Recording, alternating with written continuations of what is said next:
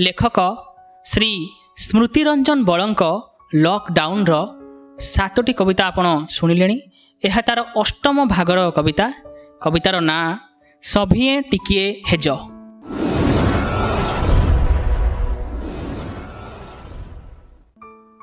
बापा मते काली पाखकू डाकिकी पचारिले गोटे कथा। बापा मते काली पाखकू डाकिकी पचारिले गोटे कथा। पुओरे धनरे कहिबु कि टिके मो मन अबुझा व्यथा। बन्या बात्या ठारू कोरोनार काल कराल रूप धारण। ए जगते परा एते बुद्धिमान पाउ नाहांती कारण। से समय थिला उत्कलर मणि कांदुथिले आम पाई। सतरे लुहर बन्या छुटुथिला अछपा टिकिए नाही। एबेका मनीष मिछरे कांदुछि। एबेका मनीष मिछरे कांदुछि देखेई होइबा पाई।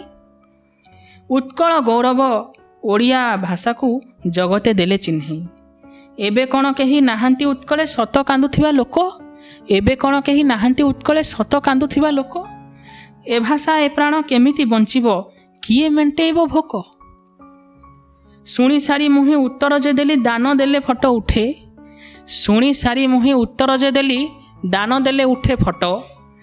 टैक्स छाड़िबाकू दान करा जाए हिसाब विहीन बाट। शुणी सारी मुहे उत्तर जे देली दान देले उठे फटो।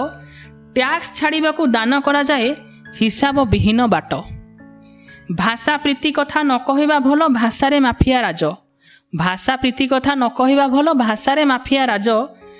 मिसु मोर देह ए देश माटी रे सभिए टिकिए हेज।